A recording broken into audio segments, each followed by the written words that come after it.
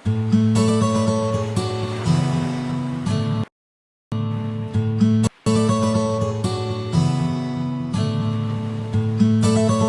Lord. கர்த்தருடைய பரிசுத்தம் மகிமைப்படுவதாக. திரும்பியும் உங்கள் வீடியோ மூலமாய் பார்ப்பதற்கு கர்த்தர் கொடுத்த மேலான கிருபைக்காக கர்த்தருக்கு நன்றி செலுத்துகிறேன். இந்த நாளும் உங்களுக்கு ஒரு சந்தோஷமான நாளாக இருக்க வேண்டும் என்று உங்களை வாழ்த்துகிறேன். இந்த நாளில் ஒரு வார்த்தையை சொல்லி, ஒரு வசனத்தின் மூலமாய் ஒரு வார்த்தையை சொல்லி உங்களை பலப்படுத்த வேண்டும் என்று விரும்புகிறேன். இந்த நாள் எந்த காரியத்தை பார்க்க போகிறோம் என்று சொன்னால், என்னோடு சேர்ந்து திருப்பிக் கொள்ள முடிஞ்ச பைபிள் இருந்தால் எடுத்துக்கோங்க. மத்தேயு எழுதின சுவிசேஷ புத்தகத்தினுடைய கடைசி அதிகாரம், அதாவது 28வது அதிகாரத்தினுடைய கடைசி வசனம், அதாவது கடைசி அதிகாரம் கடைசி வசனம். ரொம்ப ஈஸியா மனப்பாடம் பண்ணிக்கலாம். மத்தேயு கடைசி அதிகாரம் கடைசி வசனம், அதனுடைய பிற்பகுதி, அதுலயும் கடைசி என்ன சொல்லுது அப்படின்னா, இதோ உலகத்தின் முடிவு பரியந்தம் சகல நாட்களிலும் நான் உங்களுடனே கூட இருக்கிறேன், ஆமென் அப்படின்னு சொன்னார். அந்த வசனம் முடியும் போது ஆமென் அப்படின்னு சொல்லியிருக்கு. நம்ம அதை சொல்றோமா அப்படின்னு கேட்டா, அதோ கேள்வி நம்மகிட்ட வர கேள்வி என்ன தெரியுமா? ஏசு என்னோடு இருக்கிறார் என்று சொல்லிவிட்டார், ஆனா ஏன் எனக்கு இந்த போராட்டம், ஏன் எனக்கு இந்த கவலை, ஏன் எனக்கு இந்த வியாதி, ஏன் இந்த பிரச்சனை, ஏன் இந்த கண்ணீர், இப்படி ஏகப்பட்ட கேள்வி நம்ம மனசுல வரும். ஏசு எப்படிதானே இருக்கிறேன்னு சொன்னாரு, ஆனா ஏன் என் வாழ்க்கையில இந்த போராட்டம் அப்படின்னு சொல்லி.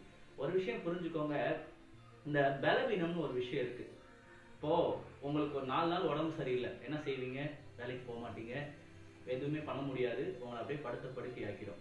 இப்ப இந்த பலவீனம் என்ன செய்கிறது அப்படின்னா, உங்களை வாழ வைக்கிறதுக்குண்டான வழி எதுவோ அதை செய்ய விடாமல் படுக்க வச்சிருது. கரெக்டா? இது சரீர பிரகாரமான பலவீனம். நம்ம எல்லாரும் போக்கஸ் பண்றது என்னன்னா, எனக்கு ஏன் இந்த பலவீனம் கேட்டா முதல் வார்த்தையா நம்ம சரீரத்துடைய பலவீனத்தை தான் நம்ம சொல்றோம். நல்லா புரிஞ்சுக்கோங்க. தாவீதுன்னு ஒரு மனுஷன் இருந்தான். கோலியாத்தோட கம்பேர் பண்ணும் போது இவன் பலவீனம் தான். கோலியாத் ரொம்ப பெரிய பலசாலி, தாவீது பலவீனம் தான். ஆனா அவனுக்குள்ள எப்படி அந்த தைரியம் வந்துச்சுன்னா, சரீர பலன் ஒரு மேட்டரே கிடையாது அவனுக்கு. அவனுக்குள்ள அந்த பெரிய வைராகியம், நான் ஆராதிக்கிற தேவன். இதைதான் இன்னைக்கு நான் உங்களுக்கு சொல்லணும்னு விரும்புகிறேன். பலவீனம் 3 வகைகளா இருக்கிறது. நம்ம எல்லாரும் நினைச்சிட்டு இருக்கோம் சரீரம் சரீர பலவீனம் தான் நம்மளை ஒண்ணுலாம் மாக்கிடணும். இல்ல, மனசுல ஒரு பலவீனம் இருக்கு. நான் இவ்வளவுதான், ஒரு தாழ்வு மனப்பான்மை, என்னால இவ்வளவுதான் பண்ண முடியும், என்னுடைய சுச்சுவேஷன் இவ்வளவு இப்படிதான், நான் இவ்வளவுதான், என்னால இவ்வளவுதான் படிக்க முடியும்னு சொல்லி நமக்கு நாமே சில வரம்புகளை வைத்துக்கொண்டு அதற்கு மீறி நாம் செய்ய வேண்டும் என்கிற சூழல் வரும்போது சோர்ந்துடும். மனசுல ஒரு பலவீனம். அப்புறம் இன்னொரு பலவீனம் என்ன? ஆவிக்குரிய பலவீனம். சரியா ஜெபிக்கிறது இல்ல, சரியா பைபிள் வாசிக்கிறது இல்ல, சரியா வார்த்தைகளை விசுவாசிக்கிறது இல்ல. அப்படியே வார்த்தைகளை விசுவாசிச்சாலும் பிரச்சனை வந்துச்சுன்னா பயந்துடுறோம். இதெல்லாம் நம்மளை பலவீனமாய் நம்மளை கஷ்டப்படுத்திட்டு இருக்கு. இந்த 3 பலவீனங்களை ஏதோ ஒன்று இருந்தாலும் மற்ற 2 டம்மி ஆயிடும். நல்லா புரிஞ்சுக்கோங்க. நீங்க எவ்வளவுதான் பலசாலியா இருந்தாலும் நீங்க முடியாதுன்னு உங்க மனசுல நினைச்சிட்டா உங்களால செய்ய முடியாது. என்னாலலாம் அவன் அடிக்க முடியாதுன்னு நினைச்சிட்டா முடியாது. என்னால அந்த பிரச்சனையை ஃபேஸ் பண்ண முடியாதா? முடியாது. முடியாதுன்னு நினைச்சிட்டா, மனசு நினைச்சிட்டா முடியாது.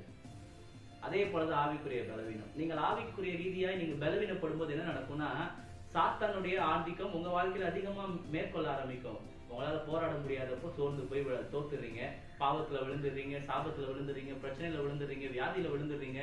உடனே ஆண்டவர் குறை சொல்றது, நான் ஆண்டவர் தான் செய்றேன், எனக்கு கிடைக்கல.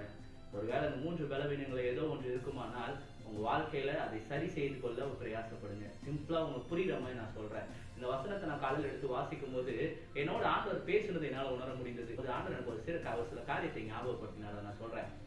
கொரோனா நாட்கள்ல உலகமே அந்த கொரோனா வியாதினால ரொம்ப மோசமான நிலைமைக்கு போயிருச்சு.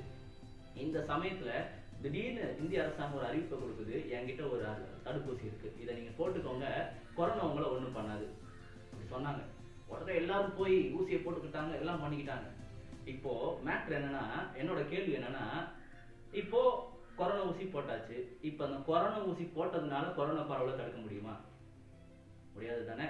கொரோனா பரவிக்கிட்டு தான் இருக்கும். ஆனா அப்பேற்பட்ட கொரோனா, எத்தனையோ பேரை கொண்டுகிட்டு இருக்க கொரோனா வைரஸ் உங்க மேல பரவக்கூடாதுன்னா நீங்க இந்த ஊசியை போட்டுக்கணும். 2 டோஸா போட்டுக்கணும். போட்டுட்டோம், நம்ம சேஃபா ஃபீல் பண்ணணும். கரெக்ட் தானே? கொரோனா நம்மளுக்கு பரவலதான், அது அப்படியே போயிடுச்சுன்னு வச்சுக்கோங்களேன். இப்ப என்னோட கேள்வி, அது பரவுவதை தடுக்க முடியாது. கரெக்டா?